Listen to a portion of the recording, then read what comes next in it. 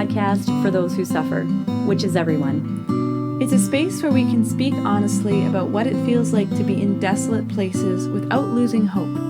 Welcome to In the Thicket. This week we're talking about waiting for clarity. It's the second week in our Advent series, and we wanted to focus on what it's like when you're in that spot where you're waiting for the Lord to lead, or waiting for the completion of a discernment, or waiting for him to spell out the next move. And Father Edmund Lo is our guest. He is a Jesuit who is based in Montreal currently, and he joined us to talk about discernment and his experience of those times of waiting for clarity, how he was able to notice the Lord doing things in a pattern in his life and to follow him through being faithful to that pattern. And we also talked about what it means to kind of be in that time before the sun rises in the morning, where there's a sense that it might come, but where there's not evidence of it yet, and what we can do in those times to be faithful to the Lord and to still grow in our call to holiness. We hope you enjoy. Hello, everyone. Welcome. Hey, Erin. How are Hey, you? everybody. Hello. I just waved, And- but no one Yeah. can hear that on the. It was only for the YouTubers. That's right. That's Hey. right. Rachel's being exclusive towards the YouTubers. And hello, we have Father Edmund Lowe joining us today. Hi, Father. How are you? Good evening. I'm doing very well. How are y'all doing? Not Good. bad. Not Yeah, bad. good. Pretty good.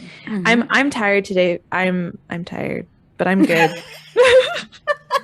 It's the end of the semester here of my first semester teaching, and then I'm also doing PhD stuff. And then it's been great. Like, this semester has been great, but last night I just was up. I woke up at, the thing where you wake up at like 3 a.m.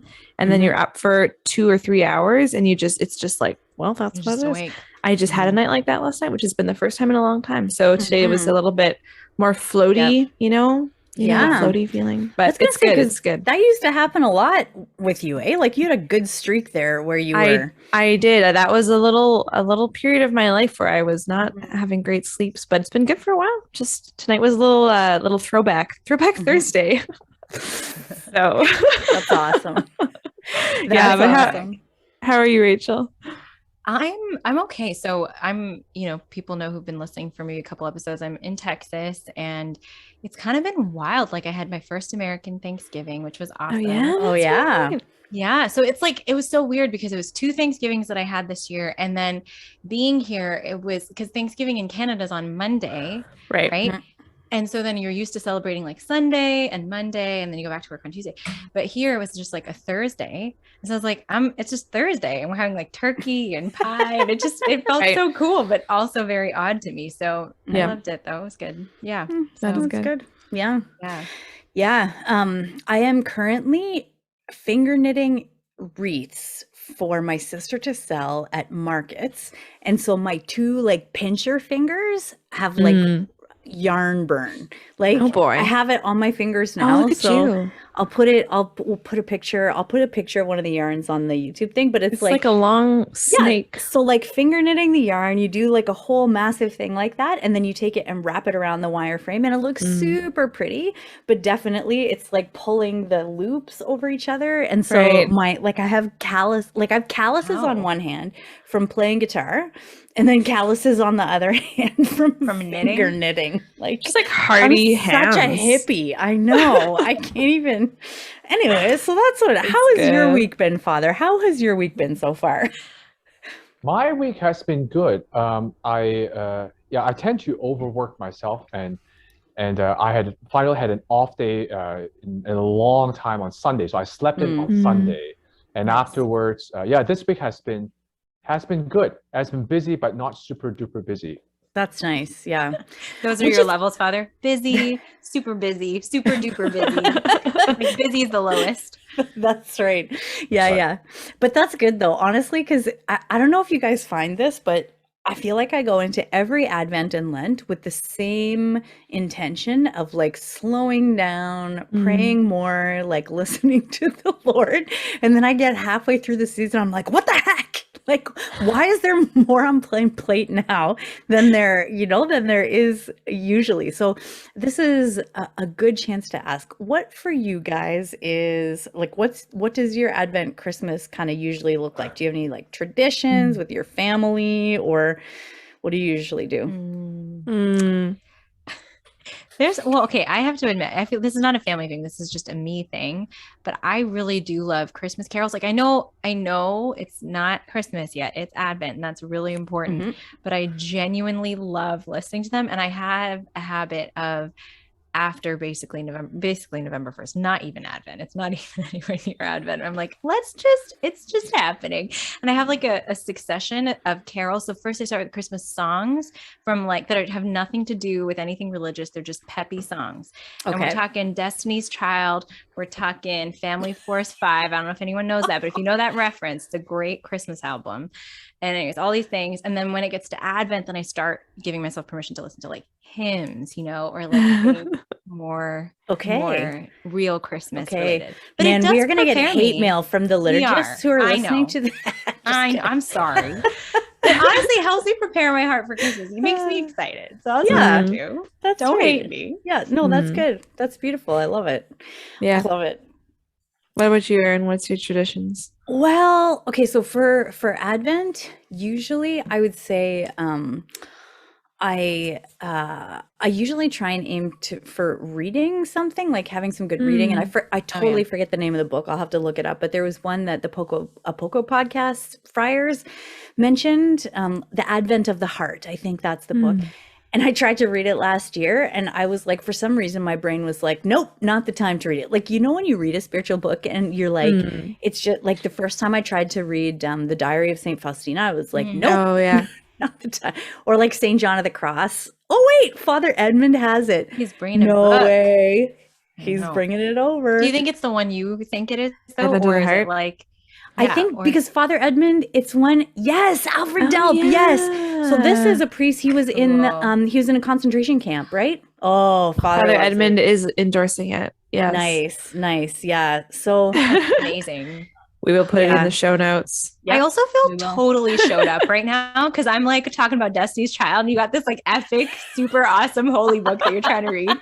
So I'm good. No, that's good. No, it's good. It's good. I was just gonna say I usually try and read something, and then I read like some of it, and I'll like I end up reading it like into the Christmas season, or I'm like still reading it in Lent, or like anyway. So that's my tradition for anything is just dragging things on far longer than necessary. So that's what about you? What about you, Father? Where do you go for Christmas? This is a good question because you are a Jesuit.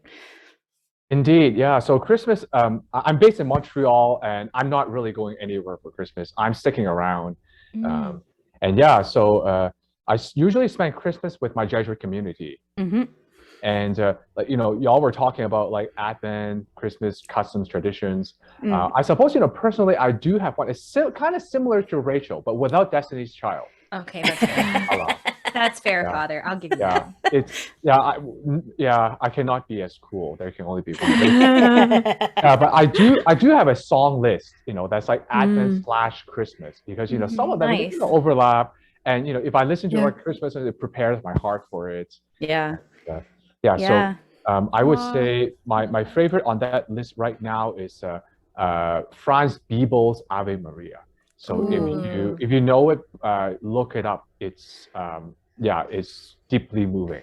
Franz Bibel's Ave. We'll put that in the show notes too for people to look at. That's awesome. Beautiful. That's awesome. I love all the music stuff. What about you, Nicole? You are very musical. Is that your preparation for Christmas or your Christmas tradition? Yeah, it's funny because growing up, my family always had like an Advent wreath of like the fake, fake what do you call pine leaf branch things, in a wreath formation with like pretty berry thingy on, like a wreath.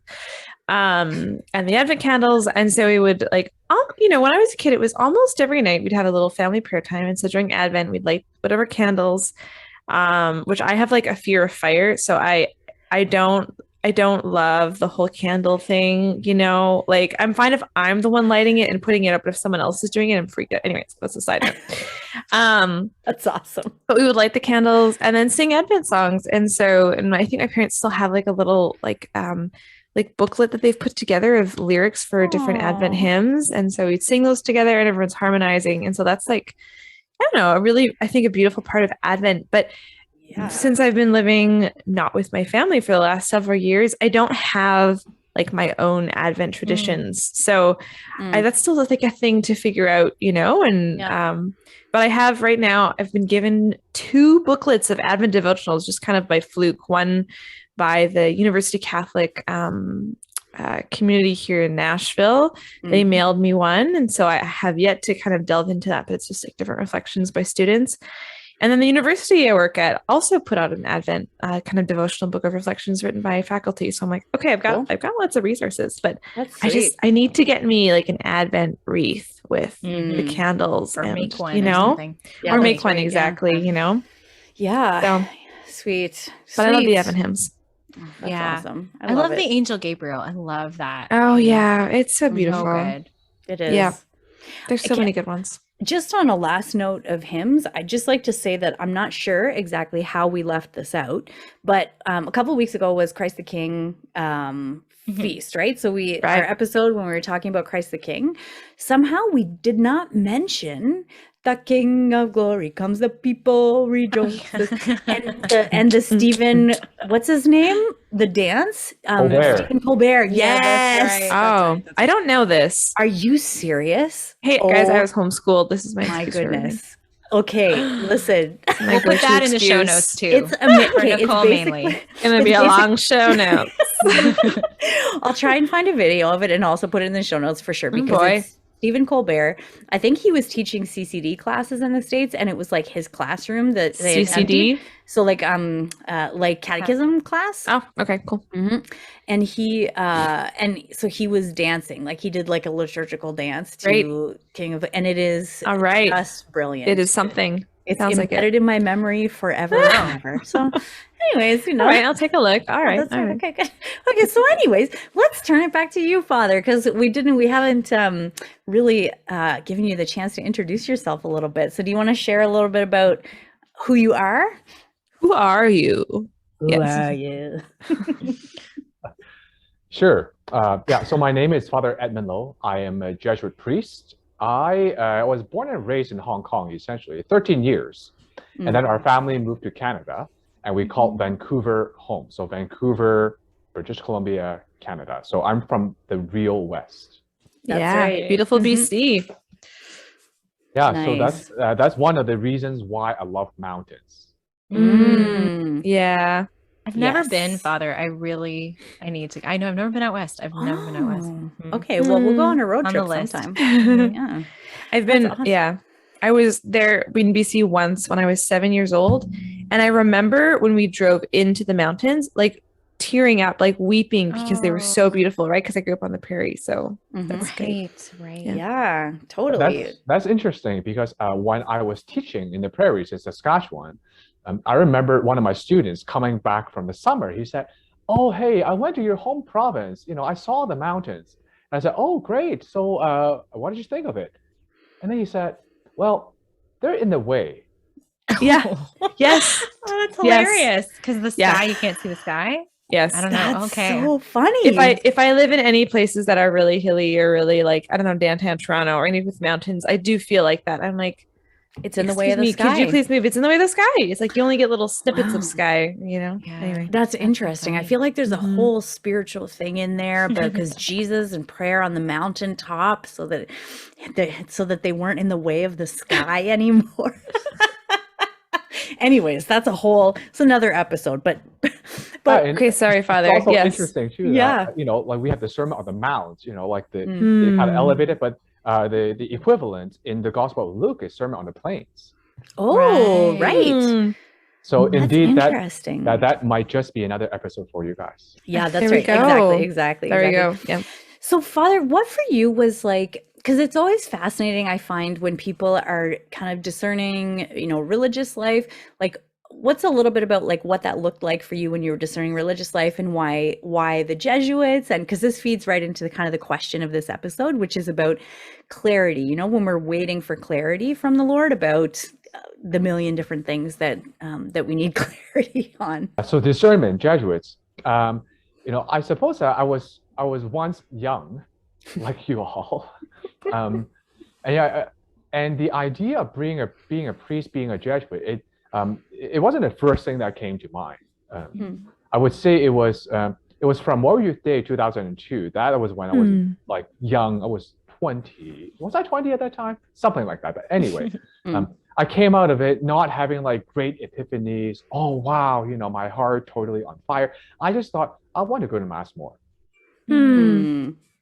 And so it started from that. And slowly, you know, this idea of becoming a priest, you know, came along, and I met different priests, religious or diocesan, along the way. And when I met the Jesuits, it wasn't like love at first sight. Oh my God, you know. But I got to know them and see who they are, and they introduced to me, you know, like the way Saint Ignatius teaches us to pray, how God is at work in the world, how we see God is at work in the world, how we collaborate with him, how we work with him in the world. And so essentially, I was introduced to this idea of Ignatian spirituality. And the more I learned about that, the more I thought, wow, this really fits like a glove. I thought I was weird all the time, but these people are just as weird. That's right. I love that. That's awesome. Yeah, that's right. That's right.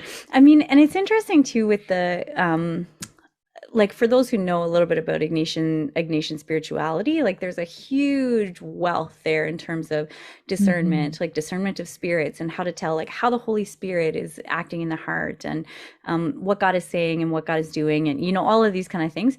But that was part of the reason why we wanted to talk about this kind of issue of clarity, is because it can be particularly painful when you're sitting in that place where you feel like the Lord is going to say something. Like there's almost an anticipation of like, you know, that he needs to say something to you, because you can't really move in a direction unless he does, like unless he guides you or gives you some kind of clarity, or, you know.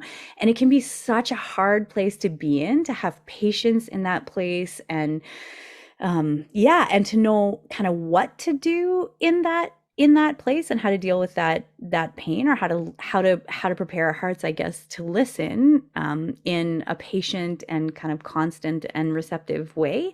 So maybe could you share a little bit about what that's been like for you, like maybe in your discernment or in your, you know, your time as a Jesuit? What has that kind of, like, how have you experienced those times of waiting for clarity from the Lord? What does that look like? Yeah, thank you, Erin, for the question. I would say my own discernment process really plays into this, like the topic that we're discussing. So, you know, as I said, I began to discern this call to the priesthood and then to the Jesuits, you know, when I was in my early 20s. So this would have been during my time as an undergraduate, and then into my graduate school years. And again, as I had just mentioned to you, when I discover the Jesuits and that, hey, they really fit like a glove, then, you know, I would say there was a bit of a clarity to that. There's a bit of a clarity to that. But what is not clear was that I was an undergraduate student. So my background is science. So I was doing lab work, and I was not bad at it. And grad school was like looming in the background. And then I had a girlfriend at that time. In other words, life was good. I didn't feel that I needed to make any big changes, but this whole Jesuit thing was, you know, it was in the background. Yeah, so I just wasn't ready to make a decision. But nevertheless, I think a decision was made that, I continue with life. Right. Yeah. And so, I mean, obviously, you look at me, the girlfriend thing didn't work out. And graduate school continued. So I was reflecting on this actually, and I thought, so would it be right to say that I was in a sort of a holding pattern? I wasn't really doing anything. So in my reflection, I thought, well, I wasn't sitting there waiting for a divine sign to be shown to me, because I think at least during that time in my life, there was some definite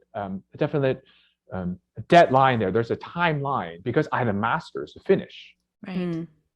Yeah. So at least, you know, that helped, because you know, if I was just say like working or doing things, if I didn't have a finite timeline somewhere, then I think, you know, it could be tempting to just slip into the perpetually discerning mode.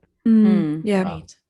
Yeah, and also too, I would say the way I approached this was that okay, I have research to do. I'm in the lab like 6 days a week, sometimes 7. Y'all grad students would know how I felt at that time. Mm. But it wasn't as like I would just sit back and wait. Um, During that time, I would say, whereas there wasn't really a definitive answer for me, what I did was I continued to pay attention to how the Lord speaks through my life within the context of my own discernment. So, for example, as I was continuing with grad school, the question of, well, how am I still sitting with this whole being a Jesuit thing? As I continue with my research, and then as in my friend circle, like attractive Catholic ladies, they exist. They really exist. And then I was like, oh, so okay, this is how I'm feeling. How does that play into my wanting to be a Jesuit thing? And so I think it was more of a if I can call that period a waiting period, it was more of an actively waiting. Right. Yeah, that's interesting, because it sounds like there was this kind of draw or the sense of a resonance between, and I wonder if you could maybe say more about that, about what was it that was resonating with, but you said there's something that matched between something about the Jesuits and something in how you are. What was it that was feeling, what was resonating there? Yeah, how did I jive with this whole Jesuit? Yeah, right. Like, what was it that was piquing your curiosity, even while there was, like grad school that sounds like it was going well, and maybe good communities and prospects of dating or whatever it was that were kind of there too. What was it what was the pull? I think the pull at that time, after having known all about the Jesuits, the pull for me was I wanted more in my life. It wasn't as if I wanted more life experience. Right. Or more money, because if I want money, why on earth would I want to be a Jesuit? Right. Right. But I just wanted more, and I think this was in retrospect. I realized that I want to give my life more. That's very interesting. Yeah, and that felt okay. And so then, but it could be. I mean, that could be fulfilled by marriage, right? Like there could be gift of self, right? And then the Jesuits. So, what was that like then, trying to discern between these different kind of vocational prospects as a young adult? Yeah, I think that's a very good question. When we're offered several choices, sometimes a whole lot of choices, we can be paralyzed by them. And so I think for me at that time it was really looking into my heart. And this is not just like one sit down reflection, but it was like a drawn out reflection that this whole Jesuit thing and this whole marriage thing, I would say at that time I was attracted to both. But as I reflect more, and this has been confirmed in my Jesuit life as well, that there's this idea of giving my life to serve the Lord, to follow the Lord, to love the Lord as a consecrated religious, to give my life this way, to love this way, that really speaks to me. And that desire, I would say that desire in me has been is and has it continues to be stronger than the one for marriage. Yeah.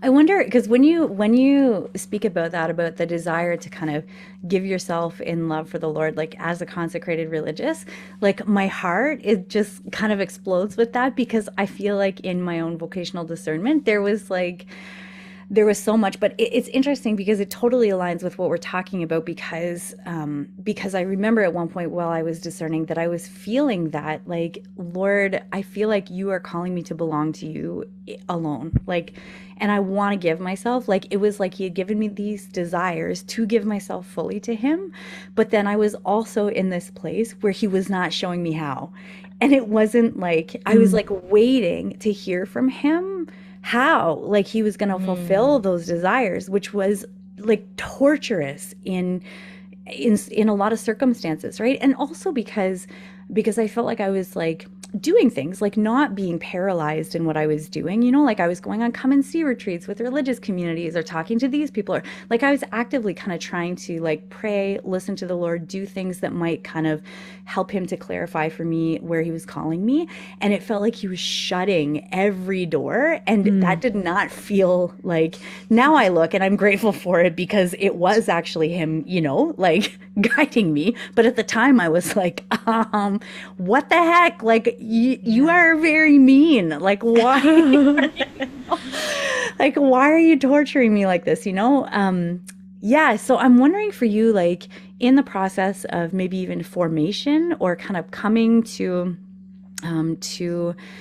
like vows and things like that, like, what has your experience of that been, of like waiting for the Lord to kind of shed light or to bring you into a kind of final yes, or what has that looked like for you? I think the way I would describe my own experience is that, and this very much goes with, what we call Ignatian spirituality, the way St. Ignatius invites us to pray. And, it's something that I think, after, like, this is my 14th year as a Jesuit, so it has become more or less a second nature to me. It is a kind of, like I said before, a kind of active waiting. And during that time, what am I active with? What am I active about? It is to constantly pay attention to how the Lord has been with me during my life, and what keeps that fire inside me burning, what draws me to God, what gives me great, as St. Ignatius would call, consolation, what draws me towards God. And so it was a constant paying attention to this kind of a dynamic inside my spiritual life, be it when I was discerning to join the Jesuits, or even as a Jesuit myself. Like, as I was going through the Jesuit formation, it's always paying attention to those things. It's almost like you're actively gathering data.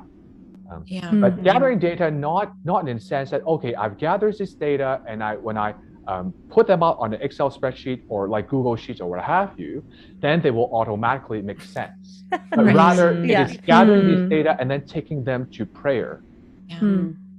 So that's how I would describe it. It's like this waiting period is trying to sift through these data that I have gathered through a kind of a prayerful reflection, and see how God is speaking through that. Yeah. There's a couple of things coming to mind as you're talking about this, Father. When we talk, so, this episode is titled Waiting for Clarity, right?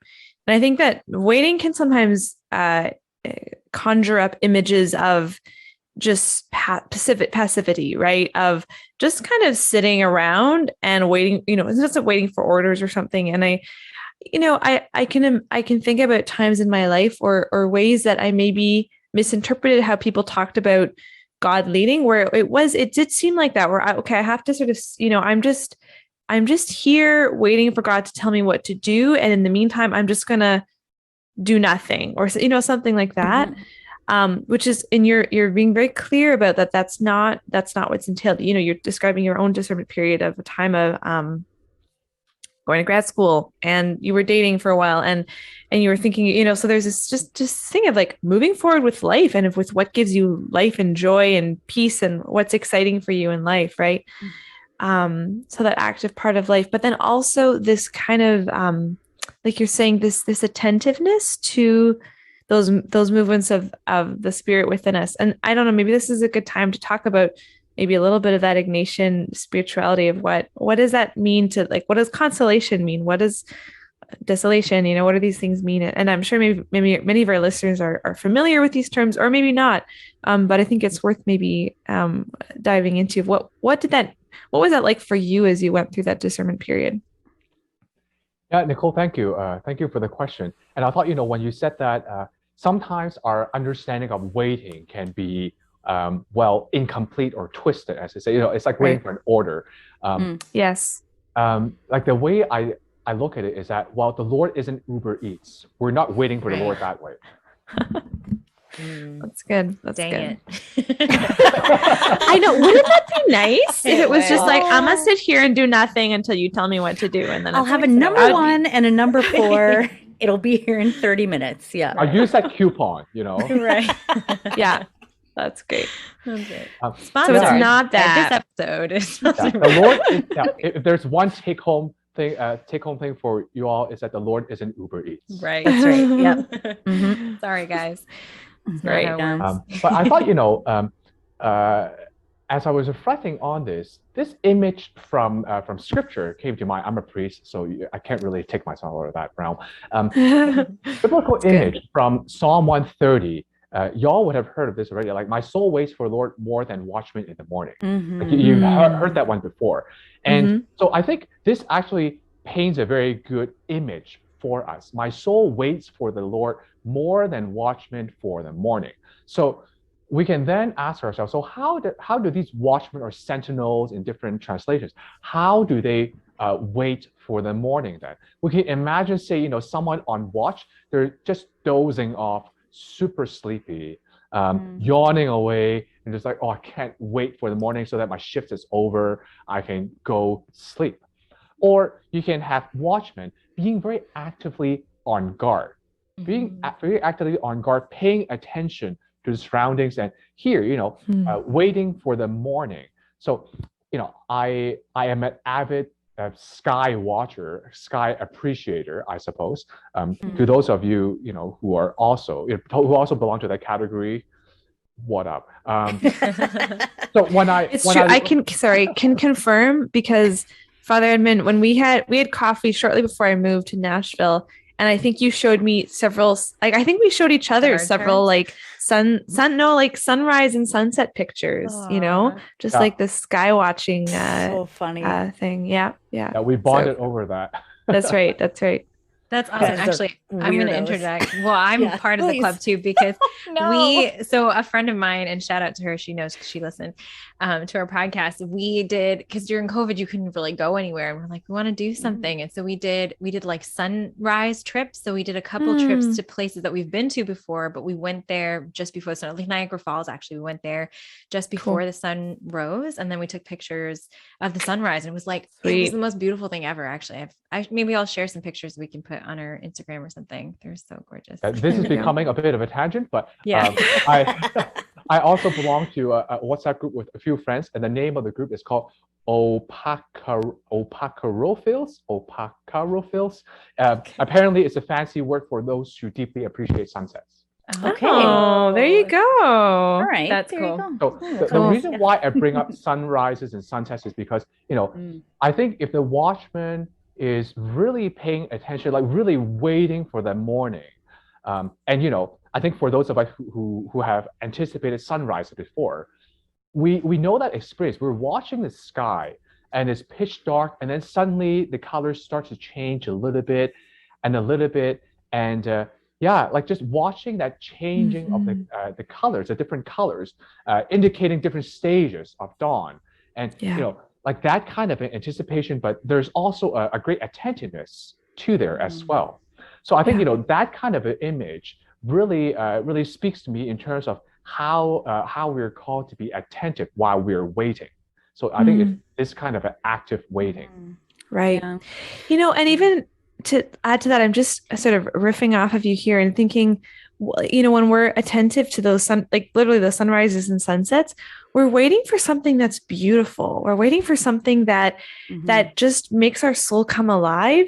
And we don't want to focus on anything else. You know, you don't want to be on your phone in those moments because you don't want to miss any moment of when the sun catches a particular cloud, or when a particular color changes, or when all of a sudden you see a reflection over water in the sunset, or whatever it is. You're waiting for this beauty. So I love that analogy of waiting for, even in our own lives, like that beauty of that, something that excites of, oh my gosh, like what is God doing in this moment in my life? What is this thing that I'm, you know, for me, it's sometimes when I'm teaching or when I'm doing these things, oh my gosh, this brings me so alive. This is so beautiful. But like looking for those moments, I think is a beautiful, I don't know, analogy of what discernment can be like looking for those beauty in those life things. Yeah.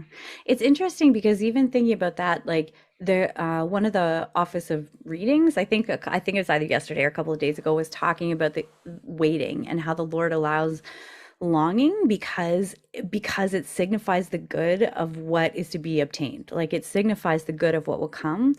And that because he allows us to long in such a deep way, it also in some way changes how we prepare for it, like how we orient ourselves to the good that is to be received, right? Like there's something, and there is something good in that, but it's also like I can also picture in my hand, like, because it's true what you're saying, Nicole, and it's also true, I think, that that in the hour before the sunset, there is no evidence, or before the sunrise, there's no evidence of it.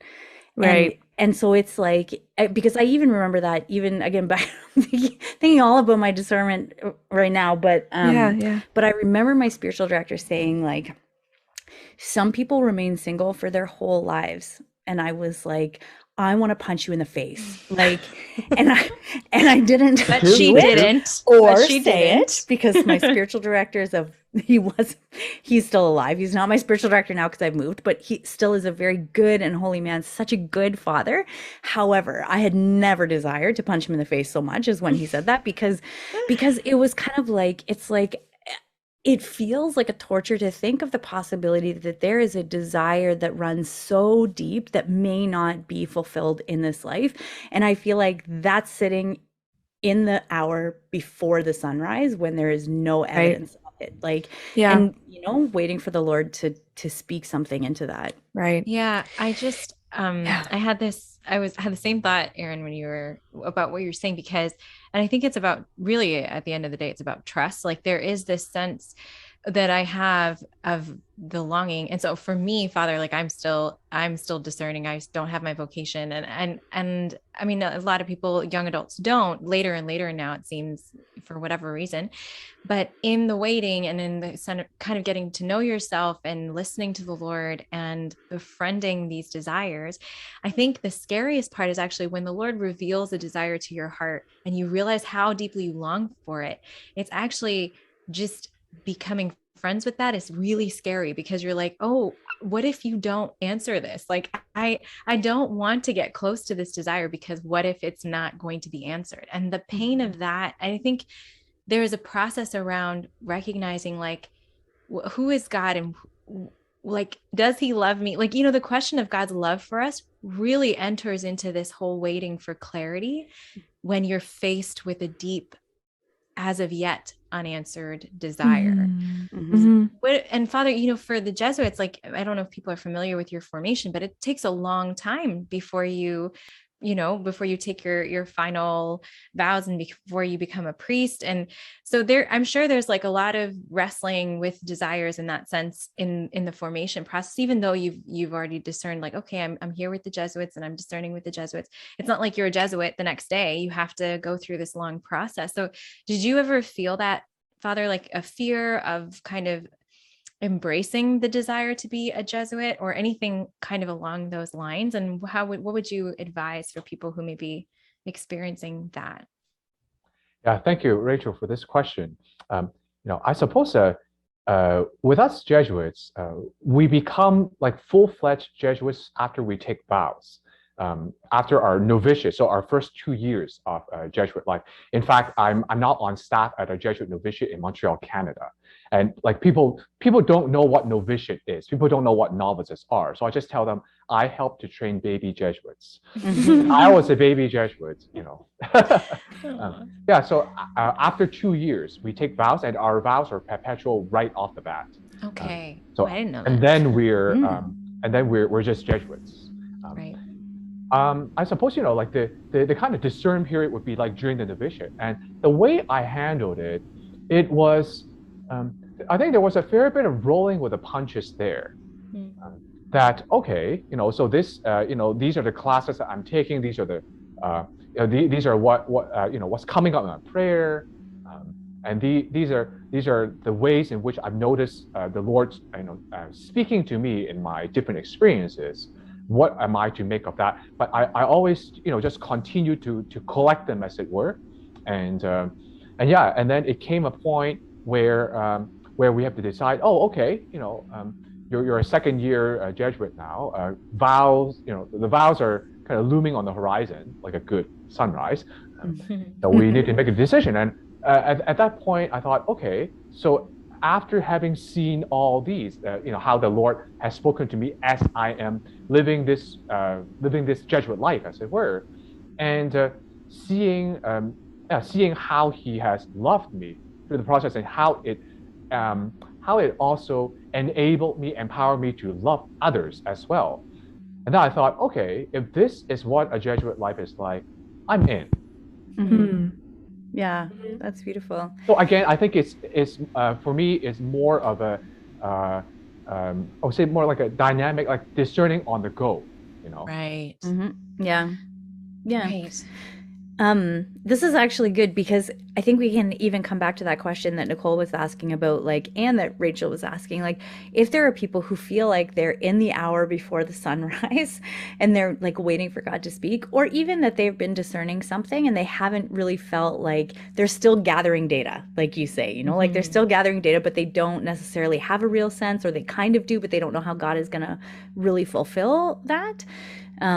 Which can definitely be a really painful place. Like, what might you say to those people in terms of, especially things from Ignatian spirituality, that can be helpful to help us listen to the Lord and to be open to what He's saying to us? Aaron, I think the first thing that I can say is very basic almost, but also I think it's very fundamental, is to get to know the Lord more. Mm.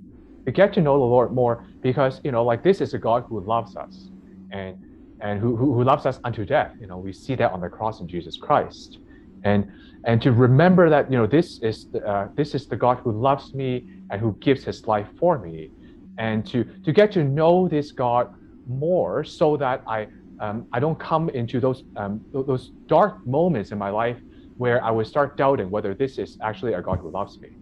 Mm.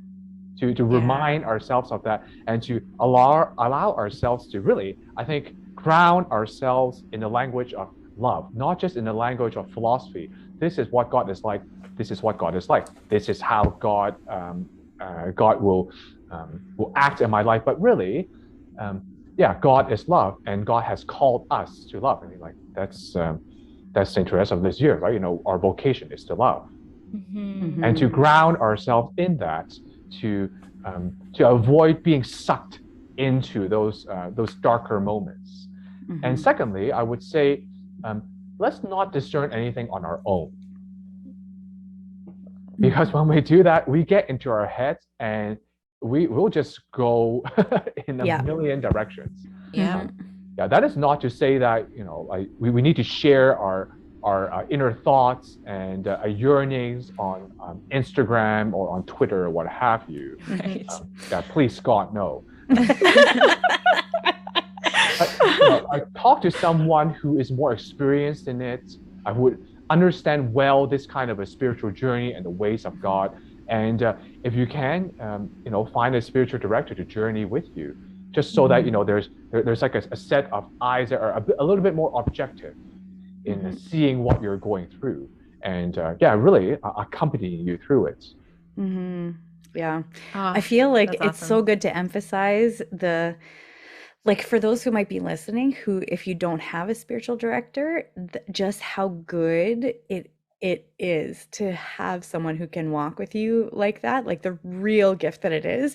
And it can be hard to find one. This was the question also that I wanted to ask you, Father, is like, who would you recommend? Like, if somebody is looking for somebody to walk with them like that, like a spiritual director, what are the ways that you usually suggest to people? To like, what dark corners of the church can they look in to find these elusive spiritual directors? The dark corners of the church, that's called the Jesuits. Where all those weirdos are. Was that a Jesuit joke, Father? That's awesome. I would say, I'm a Jesuit, and I do think that we serve the church. We serve the church. In this way. This is something that we bring to the table, or someone who understands the way Saint Ignatius sees discernment. I think there are plenty of people out there. Like we don't monopolize this whole discernment thing. Saint Ignatius, he simply systemizes it, and also with his own insight as well. But yeah, like find people who actually know what they're talking about when we are talking about discernment, because I think it's a big word, and a lot of times we don't know what we're talking about when we're talking about discernment. Right. Right. Or what, sometimes I think some people they may benefit more from simply, I think, what we would call like a spiritual conversation, just to talk things out a little bit more. They may not necessarily need a spiritual director right off the bat, but just to have someone to talk to and to see things a little bit clearly. I think that can also be very helpful. Yeah. Something that's coming to mind too, and this is I know people who have had really negative experiences with spiritual directors. And often it's been a thing where the spiritual director was kind of directing in a way and trying to say, oh, I think you have this call. I'm pretty sure you have this call. And so you should follow, right? Whereas really, I think the role of the spiritual director is, and like you're saying, like spiritual conversation or accompaniment, like to help the person discern, where is God calling me and how is God leading me?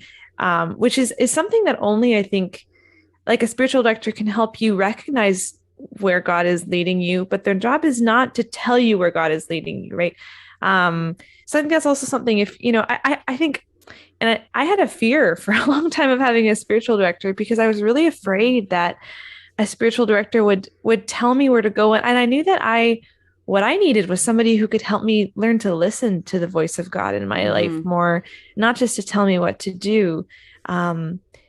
And now I've had a few different spiritual directors, and it's been amazingly helpful, because that's exactly what they've done. They've helped me to learn to listen to the voice of God.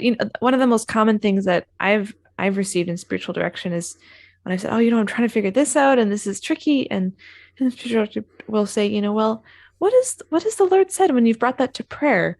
And often I've been like, oh, that's a good idea. Right. Prayer. Right. Right. Yeah. I mean, I pray, but I forgot to talk to the Lord about the real stuff, Right. So, those kinds of things are really helpful, I think, and just sort of keeping us, just bringing us back to the Lord often. So anyways, I'm kind of a little bit rambling there. But I think it just of sort of two things of you can be discerning with your spiritual director too, of finding someone who is going to support you and not tell you what to do, but also that there are so many good spiritual directors out there. And well, sometimes it's even just personality. Like I've had spiritual directors before where I met a few times, and then I was like, it just is like, it's like we speak a little bit of a different language, even though like they're amazing and I'm obviously amazing. So that's, but it's like finding the right fit. Yeah, that's right. Yeah. But also, I just want to cycle back, Father, you said about just getting to know who the Lord is. And I think like everything in me was like, yeah, that's because I think that is where kind of in this waiting for clarity stuff that the evil one really attacks us, is to really make us doubt who God is and that he actually loves us. And I think, there can be this kind of idol that we make out of, in quotes, like a vocation, in the sense that of course God has a vocation for us. And I'm speaking from my own experience, where you kind of think like, oh my gosh, my vocation, and you like kind of, you can kind of panic about like, you don't have it yet. And like you can really kind of spiral. And really it's the Lord is doing so much in your life in that moment, or there's so much happening that we just need to pay attention to, and it may not lead to an immediate answer. And I think more important than the answer, in quotes, to like, what is my vocation is, do I really know that the Lord loves me? And in that relationship, love with God, that those desires and that vocation will unfold. But all of that really is secondary, or it's just an expression of the primary reality of the relationship that I'm called to, first with the Lord, and then to those that he places in my life to love and serve and to receive love from, and just have and be in community with, and be a missionary to, and whatever else he might be asking of us. But I think that going back to Jesus, and even what you said, like, who loves us unto death, the fact that God he literally gave everything for us in a sense. For me, that has been a touchstone, like such a crucial touchstone, because when I forget, I look at the cross and I just think like, oh yeah, like nobody would do that for me who doesn't love me, like you don't, Mm. why would he do that for me? And it's something so simple and so human, but it helps me a lot. And I think sometimes that very simple, pivot back to the Lord just helps reset a little bit into your early. Yeah. That's interesting. Because even when you're talking, I'm like, I feel like that resonates, but then also even the sense of like impatience, because I am a very impatient person. And that, hey, don't laugh. That is just sorry. We just love you, Erin. We know you. We love you. That's right. Yeah, but it's true. Like when you're waiting for something, or when you're waiting, like, because even I can think of times, even right now, like things in my life that I'm like, okay, Lord, like let's get a move on, and I'm like, I know that he loves me, and that's like foundational, but there is that impatience that's like, I know you love me, but I want my will, or I know you love me, but I love myself more than you love me, or weird things like that.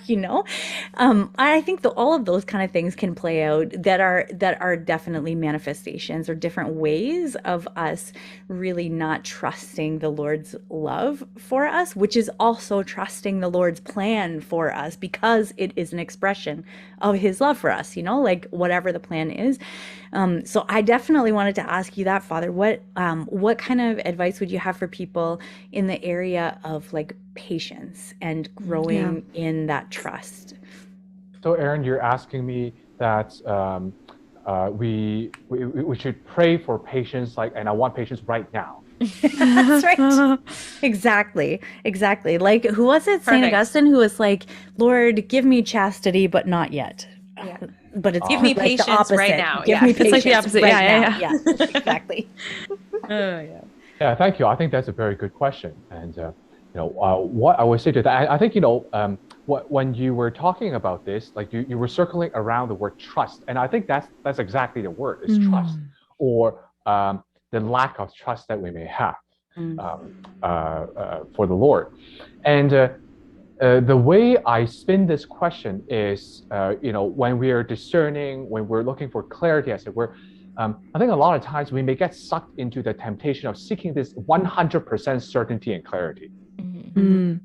Whereas if we turn to Scripture, the Lord never sits, the disciples down, or like Peter down, or John is like, so have you figured this out? Are you 100% there? Do I need to convince you more? The Lord doesn't. He doesn't call us that way. Right. So I think this thing about, I want to be 100% convinced, that has more to do with ourselves and our lack of trust than how the Lord is. Because the way the Lord is with us is, the Lord asks us to, he calls us, and he asks us to have faith and to follow him. And that isn't at all like 100% certainty and clarity there. Right. But like taking that step, I think, what we can be 100% sure is really, at the end of the day, that,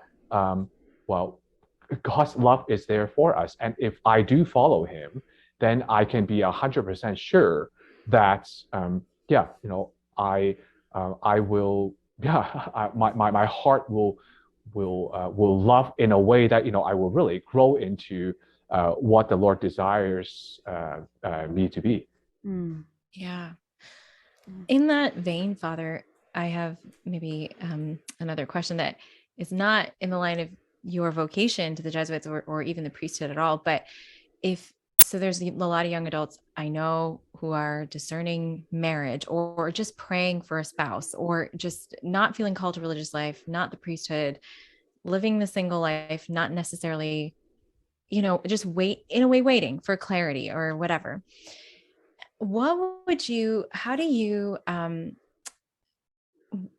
kinds of things can they do when there's not an actual person that they're discerning a vocation with, or a community, and they're living, but they're feeling like kind of what you said at the beginning of your story, like they're feeling there's more that they want to give. There's another way that they feel called to love, and they're not sure what to do with that. Like where Erin was really before she discerned her life to be a consecrated virgin, her vocation to consecrated virginity. What would you advise people to do where there's not really that answer yet, and they're not feeling called to go in a specific direction, and they're living their lives? How do they deal with those desires of something more? What would you advise them to do? Yeah, Rachel, thank you for your question. I think what I would say to that is, do not let this reality of, I don't have an answer right now. I don't have a definitive answer right now. Do not let that stop us from living, because I think we can be paralyzed by that. Yep. I want to figure this out right now because when I figure this out, then life would just be perfect. Right. Yeah. Yeah. But yeah, let's not allow that almost like this state of incompletion, as it were, to paralyze us. But continue to love and to serve. Yeah. Because I think like at the end of the day, to be Christians, I mean, like that's kind of it. Totally. Right? Yeah. That's what my spiritual director used to say all the time. Like every time we would talk about vocations or things like that, he's like, the call is to holiness. The call is to holiness. So unsatisfying sometimes. You're like, dang it. I know. Did you want to punch him at that time as well? I did also a little bit, but not quite as much as the other time. Yeah. It was probably the same conversation. Yeah. But Yeah. I think that's perseverance though, Father. Like what you're saying is is really the virtue of perseverance. Because I think it does. And we need the Lord. Like you can't do that. You can't live in that sort of state. I like how you said it, even though it's not, because we are a Christian, we're complete in the reality of our Christian identity, but we're maybe feeling an incompletion in our lives because there's this something more that we desire to give. But in that sense of incompletion, we are called to persevere. We're called to persevere. And I think that it's not always easy, but I think it's very real, and it's a real calling in a sense. Like it really is. It's a calling. Totally. Yeah. I always think of, so Father, when you're talking about this thing of we may not never have like 100% clarity of this is what I'm called to do, and I know for sure, and therefore it's great.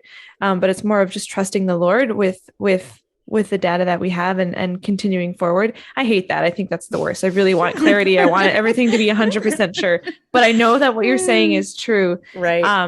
But I often think of C.S. Lewis, who got married in his 50s or 60s or something. And of course, C.S. Lewis, this prolific writer and someone who was following God's call in his life.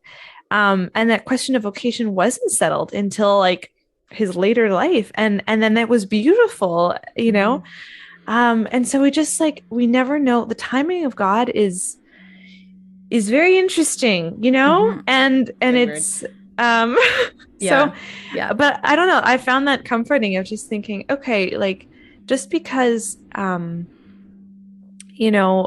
timing, these are things that I'm actively struggling with or wrestling with in my life right now. It's questions of vocation and discernment and clarity and all of these things. Right.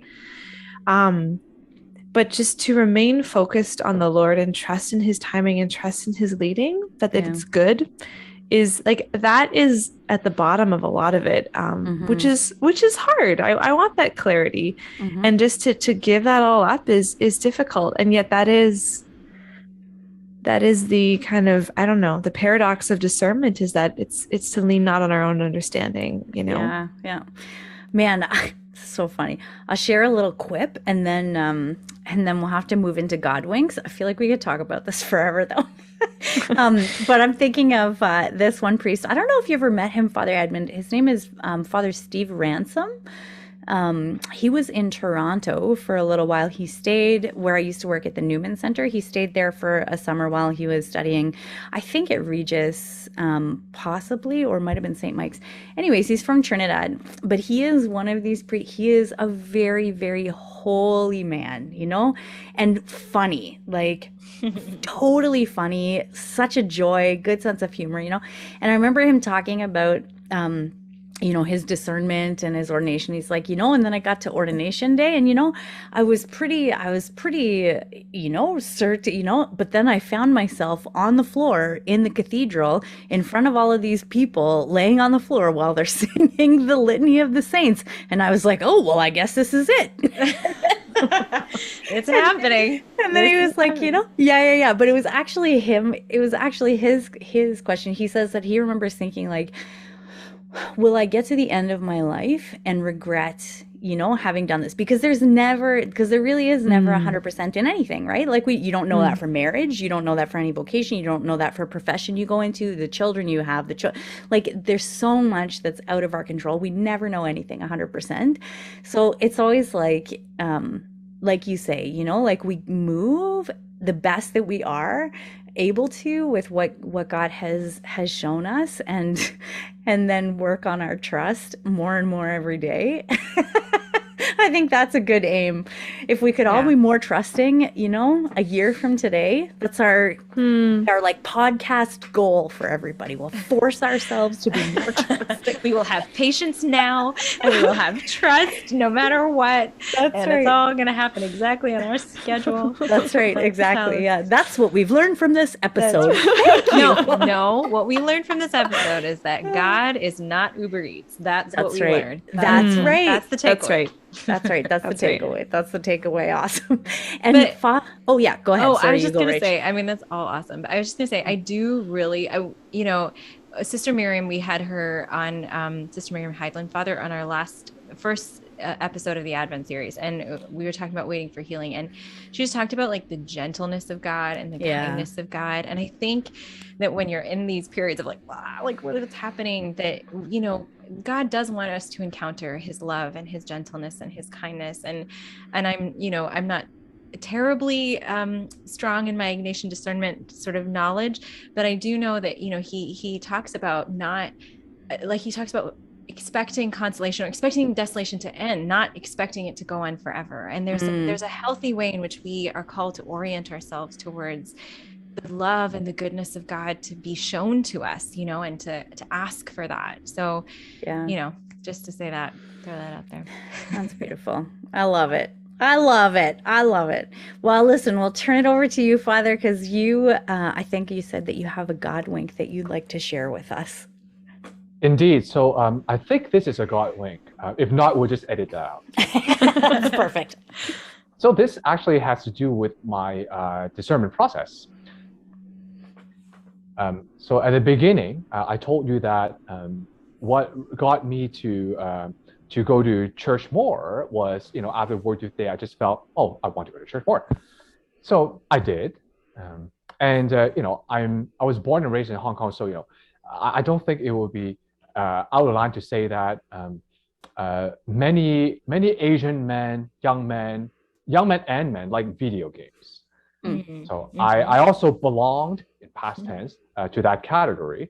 So one day, this would have been maybe a few months after I've started to go to daily mass, I was playing a video game, and I think it was like a soccer video game or what have you. So just playing away, and then really out of the blue, the idea of, well, what about being a priest came. Wow. That's awesome. Because I mean, I'm not playing a video game of, oh, you know, Exodus, journey to the promised land. No, it wasn't religious at all. Is that a video game, Father? That'd be awesome. Yeah, for all the programmers out there, you know, here's your chance. That's right. Exactly. Yeah, but it's just a sports video game, and this idea of being a priest came along. And so, you know, like a sane person, I paused the game. I thought, what on earth? And also, like any sane person, I thought, okay, and I restarted the game. But but this idea of, oh, hey, what about being a priest? It kind of stuck with me. It didn't go away. So that was when that was one of the I suppose one of the triggers for me to, okay, maybe I should look into this more. But it started in the middle of a video game out of nowhere. That's awesome. really cool. Like, I love it literally that. made you, I love that you paused the game and thought to yourself, what the heck? And then and then kept playing. Yeah. Love it. Sweet. Yeah. Mhm. Yeah. That's pretty great. That's amazing. Well, everybody, thank you for joining us for this week. We want to thank you so much, Father Edmund, for being with us. It was great to have you. And I remarked before we started that you have your Jesuit jacket on. So fancy. Beautiful. Yeah. So if Representing. anybody's we on the go. YouTube, there you go. You can see it. Yeah, we're really grateful for you to share some of your journey and some of your wisdom, especially working with the baby Jesuits. So you get to have a lot of expertise in discernment and formation. And yeah, thanks to all of those who are listening for joining us. And we have a couple of weeks left in our Advent series. So if you missed Sister Miriam's episode last week, we would invite you to go back and for sure check that out because it's an amazing one. Next week, we're going to have the lovely Anya. How do you pronounce her last name? Oh my Krysiak. goodness. I think so, but It's we'll get Polish. her. I Yeah, can't do is. it. We're going to get her to do it next week. So Anya is going to come. She's going to talk about waiting for Christ to come again. So some of the stuff about the book of Revelations and what the second coming of Christ means. And then the last week will be us. We'll be able to recap some of the things that we've talked about during this episode and have some wrap up of things that have stuck with us in terms of waiting for love, what that looks like. So we're looking forward to seeing you all or talking to you all next week. And have a great week, everybody. Thanks, God bless you. Right. God bless you. Bye. Thank you for joining us for this episode of In the Thicket. If you like what you hear, give us a rating and hit that subscribe button. We have new episodes every Monday with more stories and honest conversations about life when the going gets rough and the hope and humor amidst it all. We'd love for you to join our community on Instagram and Facebook at In the Thicket Podcast. While you're there, let us know how we can pray for you. God bless and see you next week.